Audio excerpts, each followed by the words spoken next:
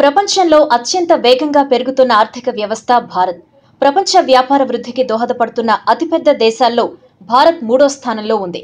అటువంటి భారత్తో ప్రపంచంలో ప్రతి దేశం తమ వ్యాపారాన్ని మెరుగుపరుచుకోవడానికి ప్రయత్నం చేస్తోంది. ఇప్పుడు ఆ లిస్టులో పెద్ద దేశాల్లో ఒకటైన ఆస్ట్రేలియా చేరింది. భారతదేశానికి అన్ని విధాలా అత్యధిక ప్రాముఖ్యత ఇవ్వాలి అని నిర్ణయించింది. మిగతా దేశాలు భారత్కి ఇస్తున్నంత ప్రాధాన్యతను తాము ఇవ్వట్లేదని, ఇదే ధోరణి కొనసాగితే తాము పూర్తిగా నష్టపోతామని గ్రహించిన ఆ దేశ ప్రధానమంత్రి మాల్కమ్ టర్బ్నిల్ 2035కు భారత్ తమ టాప్ 3 వ్యాపార భాగస్వామ్య దేశాల్లో ఒకటిగా మారాలి అంటే తీసుకోవాల్సిన చర్యలపై ఒక సమగ్ర నివేదిక తయారు చేయవలసిందిగా 2017 మే నెలలో ఆ దేశపు ఛాన్సలర్ పీటర్ వర్గీస్ ను కోరారు. పీటర్ వర్గీస్ ఇంతకు ముందు భారతదేశంలో ఆస్ట్రేలియన్ రాయబారిగా పనిచేశారు. ఆస్ట్రేలియాలో ఫారెన్ సెక్రటరీగా కూడా పనిచేశారు. వర్గీస్ ఈ ప్రత్యేక పనిపై సుమారు సంవత్సరం పాటు కష్టపడి కూలంకష సమాచారంతో 516 పేజీల వైట్ పేపర్ ప్రిపేర్ చేశారు. 2018 ఏప్రిల్ 27న తన రిపోర్ట్ను ప్రధానికి అందజేశారు.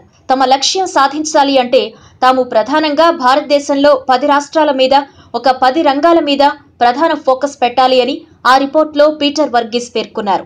ఆ 10 రాష్ట్రాలు మహారాష్ట్ర, గుజరాత్, తమిళనాడు, ఆంధ్రప్రదేశ్, తెలంగాణ, పశ్చిమ బెంగాల్, పంజాబ్, కర్ణాటక, ఉత్తరప్రదేశ్, ఢిల్లీ రాజధాని ప్రాంతం. అలాగే 10 రంగాల విషయానికొస్తే విద్య, వ్యవసాయ, వనరులు, పర్యాటక, ఎనర్జీ, ఆరోగ్య, విజ్ఞాన, సాంకేతిక ఆవిష్కరణలు, క్రీడలు, ఆర్థిక మరియు మౌలిక వస్తువులు.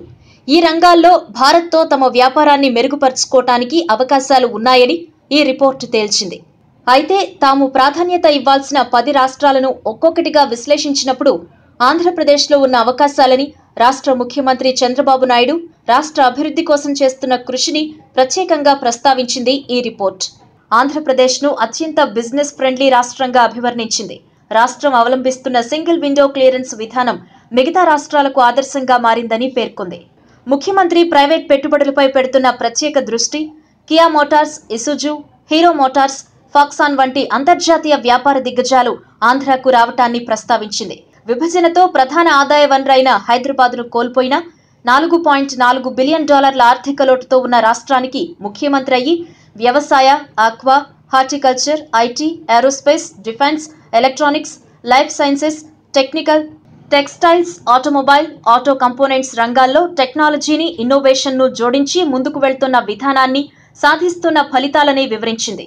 ఈ రిపోర్ట్ ఆంధ్ర ప్రభుత్వం బ్లాక్ చైన్ టెక్నాలజీని వాడుకుంటున్న విధానాన్ని, real time governance, fibre optic broadband networks మొదలైన విజయాల్ని కూడా పేర్కొంది. 1999 నుంచి 2004 మధ్య ఉమ్మడి ఆంధ్ర ముఖ్యమంత్రిగా ఉన్న చంద్రబాబు నాయుడు హైదరాబాద్ను ఎలా అయితే అభివృద్ధి చేశారో అదే ఉత్సాహంతో ఇప్పుడు గ్రీన్ఫీల్డ్ రాజధాని అమరావతిని నిర్మిస్తున్నారని ప్రస్తుతించింది. 11% గ్రాస్ స్టేట్ డొమెస్టిక్ ప్రొడక్ట్ వృద్ధి రేటుతో రాష్ట్రం దూసుకుపోతోంది అని, ఈజ్ ఆఫ్ డూయింగ్ బిజినెస్ లో నంబర్ 1 రాష్ట్రం ఆంధ్రప్రదేశే అని, అలాగే రేవు పట్టణమైన విశాఖపట్నాన్ని ఫైనాన్షియల్ టెక్నాలజీ కేంద్రంగా అభివృద్ధి చేస్తున్నారు అని పేర్కొంది.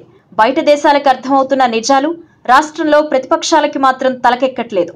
ఈ వీడియో మీకు నచ్చినట్టయితే లైక్ చేయండి, షేర్ చేయండి. మరిన్ని ఇంట్రెస్టింగ్ వీడియోస్ చూడడానికి మా ఛానల్ కు తప్పక సబ్స్క్రైబ్ అవ్వండి.